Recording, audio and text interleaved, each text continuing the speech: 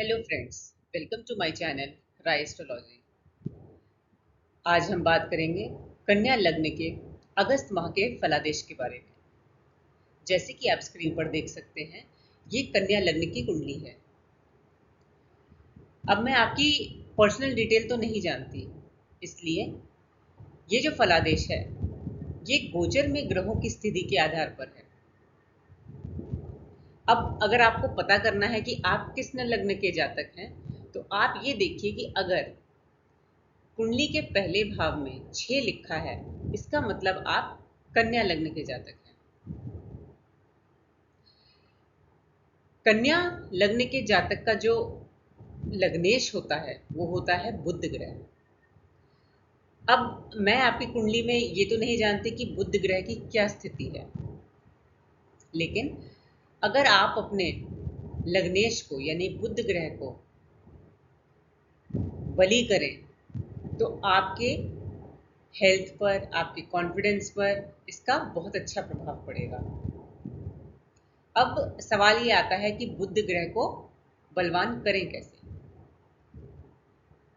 तो इसके लिए आप डेली गणेश जी की पूजा कर सकते हैं। बुधवार को किन्नरों को कोई हरी चीज का दान कर सकते हैं, हरा कपड़ा या कोई भी और वस्तु बुधवार को, या किसी ज़रूरतमंद व्यक्ति को हरी चीज़ का दान करें बुधवार को, जैसे कि कोई हरा कपड़ा हो, हरी दाल हो।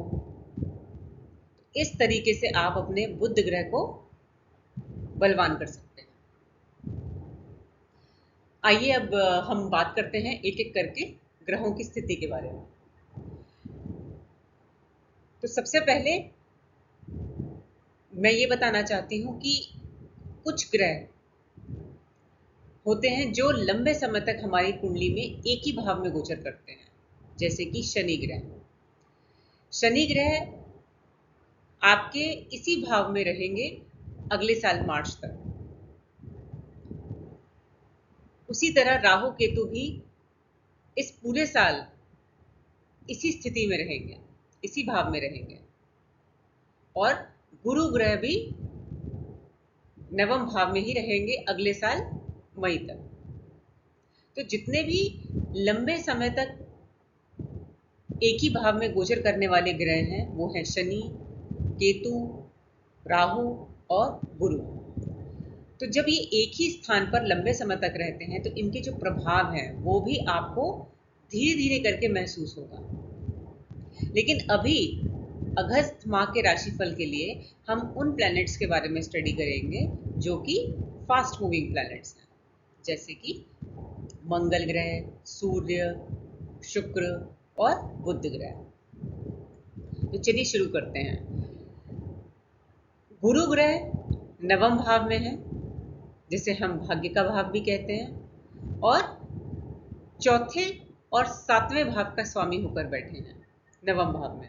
इसका मतलब आपका भाग्य आपका साथ देगा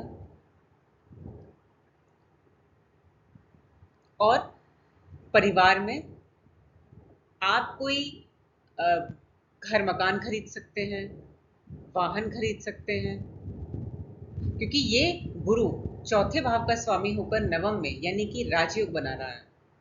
तो आपको कुछ ना कुछ सुख सुविधा के आपके साधनों में इंक्रीज होगा। या तो आप घर मकान वाहन को चेंज कर सकते हैं, बेटर कोई बड़ी गाड़ी ले सकते हैं। तो इस तरीके के फल आपको महसूस होंगे। इस दौरान आप धार्मिक यात्रा पर भी जा सकते हैं अगले साल मई तक, क्योंकि गुरु ग्रह वहीं पर रहने वाले हैं नवम भाव में। और कोई स्टूडेंट है अगर, तो वो भी अपनी हायर स्टडीज़ के लिए किसी लंबी यात्रा पर, दूर या फॉरेन लोकेशन पर जा सकते हैं।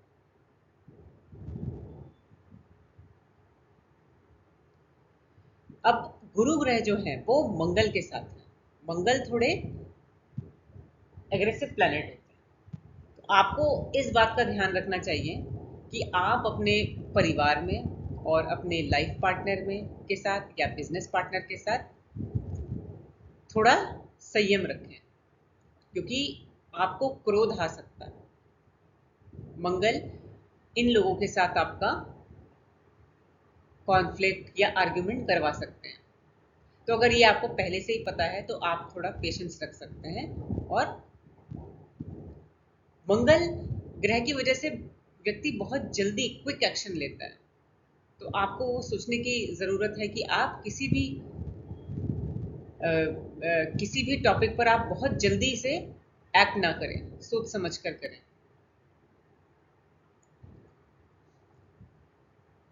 सूर्य आपके 11वें भाव में है, जो कि 15 अगस्त तक रहेंगे और 12वें भाव के स्वामी होकर बैठे हैं।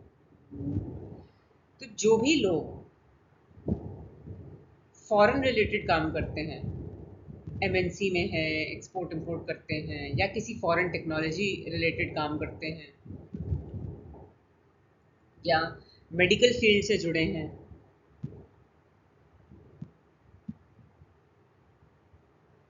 उनको लाभ होगा, उनको गेन्स होंगे। अब गेन इनकम में भी हो सकता है और आपके स्टेटस में भी हो सकता है। लेकिन यहां पर आपको ये ध्यान रखने की ज़रूरत है कि पिता के स्वास्थ्य में थोड़ी खराबी आ सकती है, तो आपको ये ध्यान देने की ज़रूरत है। हो सकता है कि हॉस्पिटल के चक्कर लगें, तो यहाँ पर आपको ध्यान रखने की ज़रूरत है। 12वां भाव हमारा मेडिटेशन और योगा का भी होता है, तो आपको स्वयं भी योगा या मेडिटेशन करना चाहिए, ये आपके लिए बहुत अच्छा रहेगा। जो 12th हाउस है वो एक्सपेंडिचर का भी है, तो इस दौरान आपका एक्सपेंडिचर हो सकता है, व्यय हो सकता है। किन चीज़ों पर? किसी यात्रा पर आपको ट्रैवल करना पड़ सकता है, या आपके पिता पर या आपके घर के बड़े बुजुर्गों पर कोई खर्चा हो सकता है।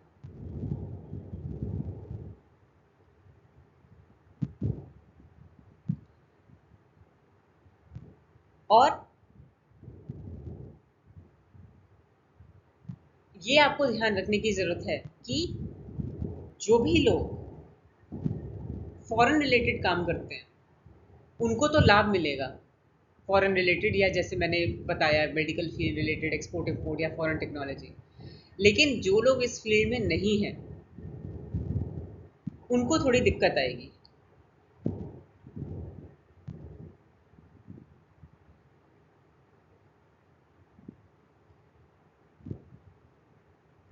क्योंकि अगर आप 12वें भाव से जुड़कर काम करेंगे तो भाग्य आपका साथ देगा, लेकिन अगर आप इससे हटकर काम करते हैं तो आपको दिक्कत आएगी। अब देख सकते हैं कि राहु 7वें भाव में है, जो कि बिजनेस का हाउस होता है। राहु आपको बिजनेस में बहुत एक्सपेंशन देंगे।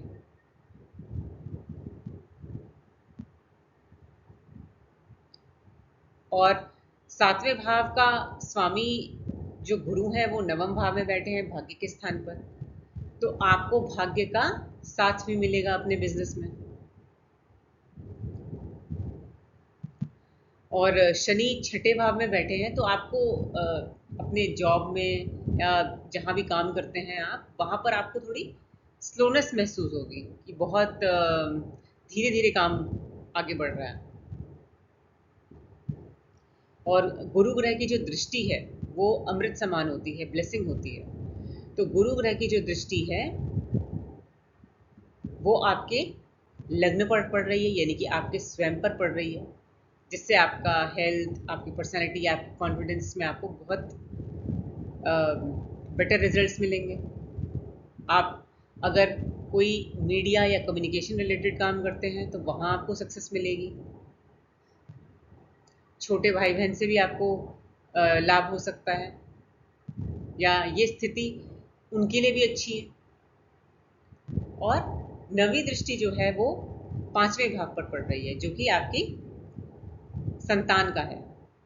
तो इस दौरान, क्योंकि गुरु अगले साल तक रहेंगे, मई तक, तो इस दौरान जो लोग संतान के इच्छुक हैं उनको भी सफलता मिल सकती है, और जिनकी संतान है वो लोग अपनी एजुकेशन में या जो भी वो काम कर रहे हैं उनको वहाँ पर अच्छे रिजल्ट्स मिलेंगे। और पांचवा भाव लव रोमांस का भी होता है। तो आपका किसी भी व्यक्ति का अगर लव रोमांस चल रहा है तो आगे जाकर वो मैरिज में भी कन्वर्ट हो सकता है। तो ये थे अगस्त माह के फलादेश के बारे में जानकारी। और अगर आपको मेरा वीडियो अच्छा लगा हो तो आप इसे लाइक करें, शेयर करें और सब्सक्राइब भी करें, जिससे कि मैं जब भी कोई वीडियो डालूँ तो आपके पास ऑटोमेटिक अपडेट आ जाए। आज के लिए इतना ही। Thank you.